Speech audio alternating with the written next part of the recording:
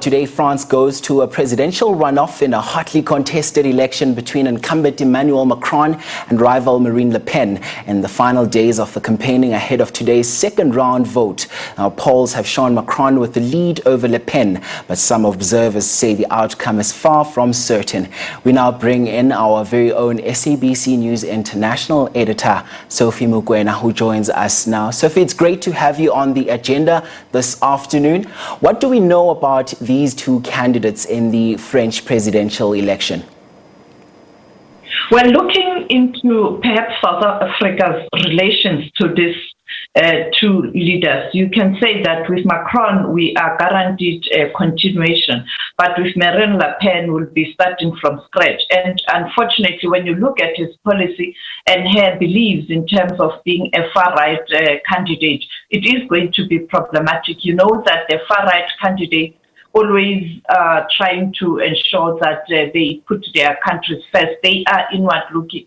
When you look at the example of a person like Donald Trump, with the African continent, with Macron, we know that we are guaranteed a continuation. You know that there's a Forum of Africa and France, you know, where heads of state come together to discuss the relations between the two countries. Last year, we saw a similar meeting in Paris. And also, you look at the region of the Sahel region and former Francophone countries, you still have that relationship with Macron. And Macron willing to accept and understand where these former Francophone countries want to go to in terms of their political future, but also economic perspectives in terms of their future. But with Marine Le Pen, it is going to be a problem because it is a new person. We don't know whether he is really interested on the continent or he doesn't really care. She is inward looking.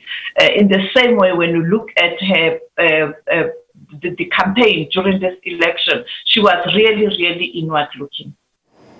Now, Sophie, today's poll will decide whether pro-European Union centrist President Emmanuel Macron keeps his job or is unseated by far-right Eurosceptic Marine Le Pen. Some observers have said that a Le Pen would amount to a political earthquake. What would your take on this be? Of course, it will amount to a political earthquake in Europe. When she was campaigning, her policies were clear, internal issues, and particularly making changes to current policies within Ukraine, within France. Looking at the war in Ukraine, we know that she has a better relationship with Russia. And therefore, you know that the European Union has a better relationship with Ukraine. We know that on Friday, the European Union member countries, the leaders there, were worried that if Macron doesn't come back, they have to start the relations from scratch with Marine Le Pen. But the problem is, when you do start this new relationship, you have to make changes. We saw what happened with Britain when Boris Johnson came in and supporting the referendum, the Brexit. And currently, the United Kingdom is struggling to find its feet economically and politically. And therefore, this is going to be the situation with Le Pen if she takes over. The relations, you are going to start from scratch. Also, the economic relations, you are going to start from scratch. All these different countries around the world, the approach will be different. And therefore, with her, it is a brand new start. And that brand new start, some people have reservations because of her policies and her being a far-right candidate. But with Macron, they know him. This is the second term. They've interacted with him. He is the man who likes to be a diplomat. We saw him shuttling between Russia and Ukraine, trying to ensure that the two countries do find one another before the war intensified. And even now, he still maintains that it is better for the two countries to work together. And therefore, with Macron, it is a continuation, but with Le Pen, it's a start. So, Sophie, Le Pen has also been accused of, being racist. Is this a fair criticism that has been said? Only the French people can tell us her behavior. They have interacted with her. They know her. She was campaigning in France. She has never been outside, except the reports that she's got a good relationship with Russia.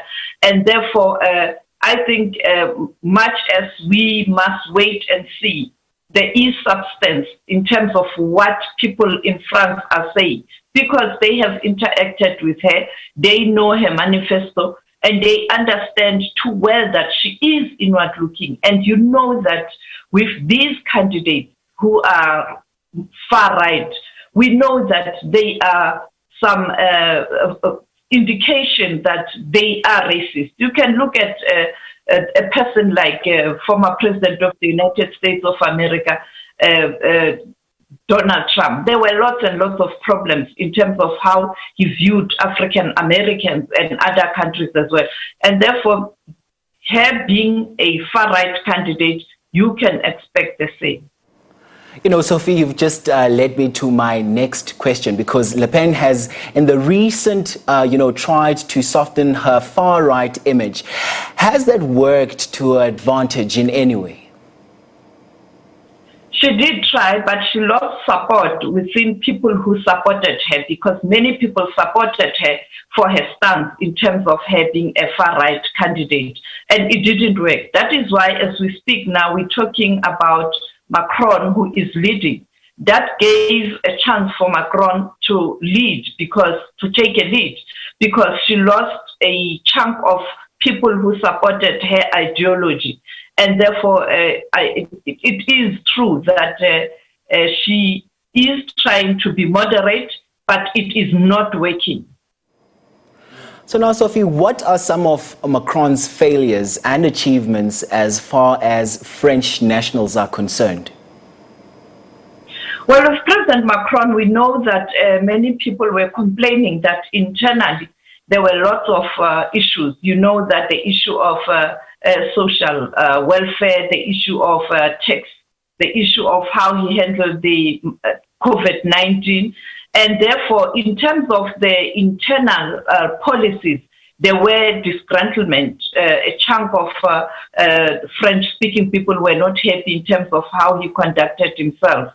But I think in this case is how he interacted with the conflict in Ukraine did assist him to get an edge, and also to win some of support in France. But also they know him. They know that they are dealing with someone who will also give in when there's pressure. And therefore, this has assisted him, and particularly the war in Ukraine. He did get support in terms of how he was pushing for diplomacy rather than confrontation. And therefore, he did win support. And it is for this reason, as we speak, that he is leading in terms of the opinion polls. Now, France has a strong connection to Africa, especially Francophone Africa. How much bearing does the result of this particular election have on Francophone Africa? The relationship between France and its former colonies, they were changing. We know that there was a time where there was a concern that those countries are still paying their allegiance to France. But we've seen a lot of change on the continent when you look at what has happened in the Sahel region, which has even led to France and the European Union, countries such as Sweden, pulling out of the Sahel region in Mali.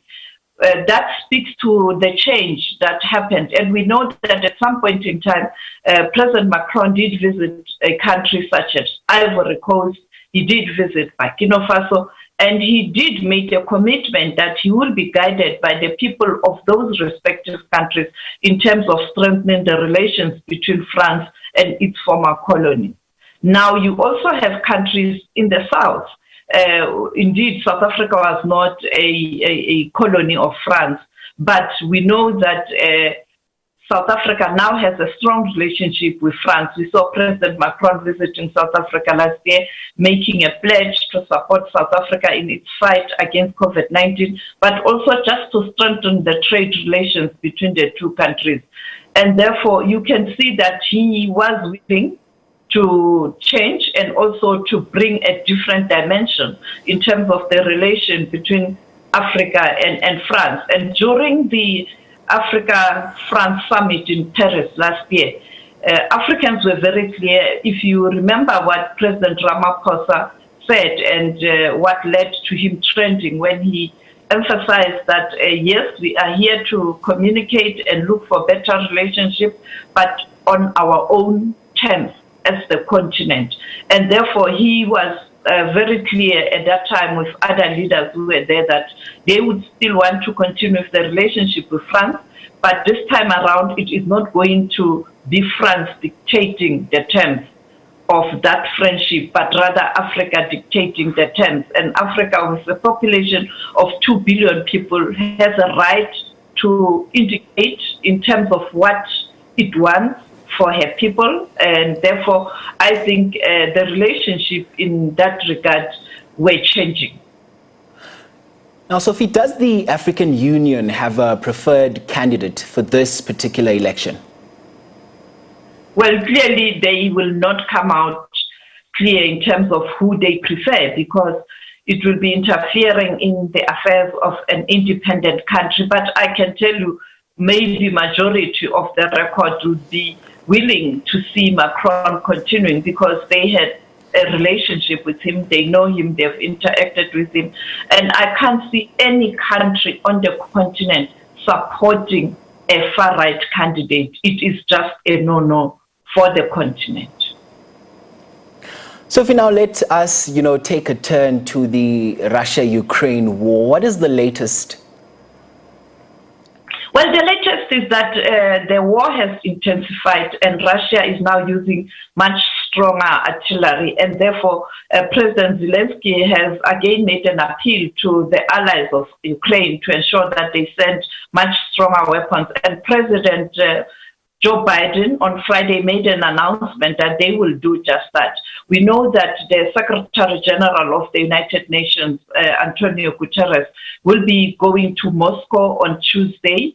And then from Moscow, he will be going to Kiev, where he is going to meet Zelensky. It is hoped that this diplomatic mission will assist in bringing down, cooling the tension in Ukraine, and perhaps ensuring that the negotiations that have started move to a higher level where we can see two leaders meeting. But it is a problem because both leaders, as we speak, they are concerned about their own security. You know that President Vladimir Putin has been isolated by the European Union. You have Zelensky, who is also scared that if there's no security guaranteed to him, it will be a problem for him to meet President Vladimir Putin. And therefore, the Secretary General, Antonio Guterres, has got to ensure that there's guarantee that the two leaders can meet, and that meeting must bear better results. That will ensure that there's some relative peace in Ukraine, but also the two countries do agree to a permanent ceasefire. And now, how could France's presidential election results impact the Russia-Ukraine conflict, if at all, Sophie? Yes, as I pointed out, if it is Macron, we know he's going to use his diplomatic skills. He had started already. He was interacting with both Vladimir Putin and also Zelensky to ensure that they find one another. But with Le Pen, I'm not so sure how is she going to handle this issue and whether it will be a priority. I don't think it will be a priority at all. Her manifesto was clear. It's all about internal issues, and she is inward looking. Well, that was SABC News International News Editor Sophie Mokoena joining us there live. Thanks very much indeed for your time, Sophie.